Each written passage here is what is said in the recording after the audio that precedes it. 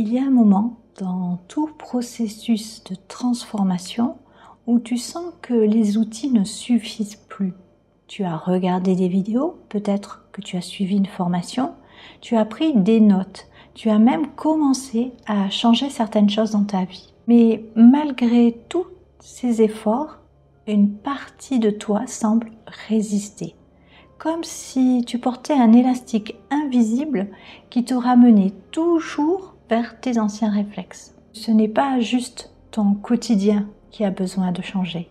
C'est ton identité, pas ton essence profonde, pas qui tu es dans ton cœur, mais plutôt la manière dont tu te vois, dont tu te définis. Et c'est ce que nous allons voir dans cette nouvelle vidéo.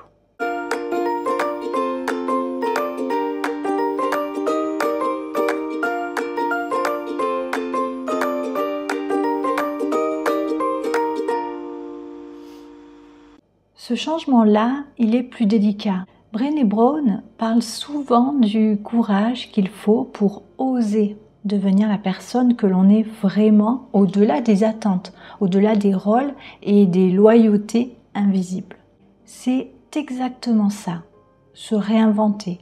Ce n'est pas s'ajouter des compétences en surface, c'est se défaire d'un costume qui est devenu trop petit, parfois étouffant. Pourquoi tu bloques sans le savoir? Ton cerveau, il aime la cohérence. Il cherche à faire correspondre tes actions à ce que tu crois être vrai à ton sujet. Si tu continues à penser « je ne suis pas très à l'aise avec les outils numériques » ou alors tu te dis « moi, vendre mes services, ce n'est pas mon truc » ou bien « je suis trop vieille pour ça ». Alors, même si tu apprends à faire une page sur Canva ou à organiser des projets sur Notion, une partie de toi va résister. Elle va saboter, elle va procrastiner. Parce que ton identité n'a pas encore changé. Tu es en train d'agir comme une nouvelle personne, mais tu te penses encore comme celle d'avant. Celle que tu étais avant. Le vrai changement durable ne vient pas d'une nouvelle habitude, mais plutôt d'une nouvelle identité. Le but n'est pas de lire un livre, c'est de devenir un lecteur. Donc, si tu veux devenir assistante digitale ou simplement créer une vie plus libre et plus alignée, le but n'est pas seulement d'apprendre à utiliser un outil ou de monter une offre. Non, le but, c'est plutôt de devenir une femme qui se voit capable, légitime et solide dans ce nouveau rôle. Les mots que tu utilises sont des sorts. Il y a une phrase que j'aime beaucoup, attribuée à Carl Jung.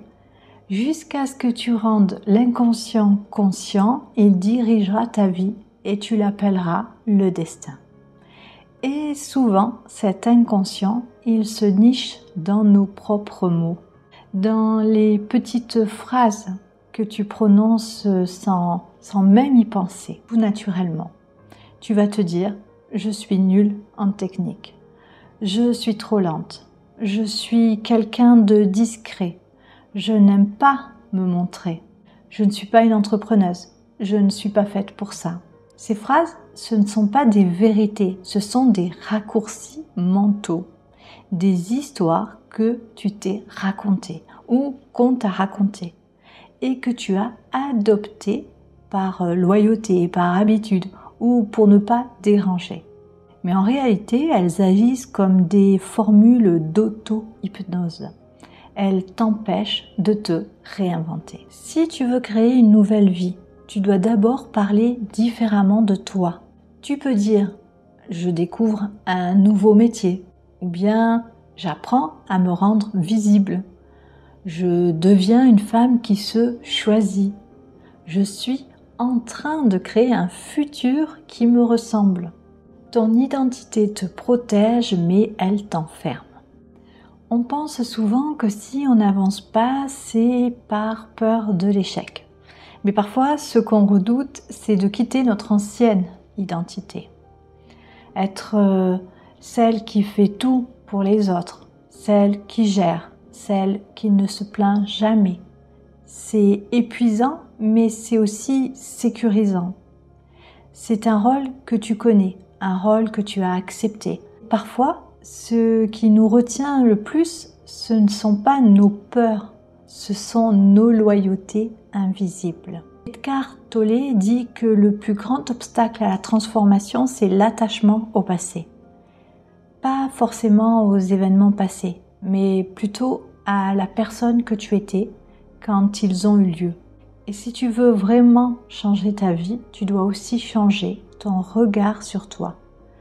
Tu ne peux pas bâtir une vie libre en continuant à penser comme une femme enfermée.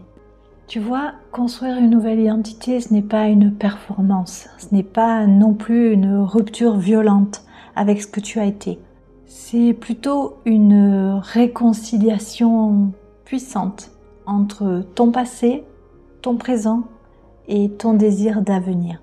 C'est ce qui te permet de ne plus te forcer à agir contre toi, de ne plus faire semblant, de ne plus porter un masque social tout en espérant qu'il finisse par devenir toi. Et si tu veux vraiment ancrer ton nouveau moi dans ce qui te ressemble profondément, je t'invite à regarder ma vidéo sur les valeurs profondes. Tu pourras la retrouver juste ici. Parce que sans connaître ce qui est vraiment important pour toi, eh bien, tu risques de construire ta nouvelle vie sur les besoins des autres. Tu n'as pas besoin de devenir quelqu'un d'autre. Tu as juste besoin d'arrêter de t'excuser d'être celle que tu es en train de devenir. Et cette version de toi, elle est déjà là, elle t'attend. Si ce sujet t'interpelle, si toi aussi tu veux une vie plus libre, plus alignée, n'hésite pas à t'abonner. On parle souvent ici de changement de vie, de mindset, de liberté et de comment créer un quotidien qui te nourrit. Avec Patrice, on a plein d'autres vidéos pour t'aider à tracer ta voie. Et laisse un petit pouce bleu, ça fait toujours plaisir. Je te laisse et on se retrouve très vite dans une nouvelle vidéo.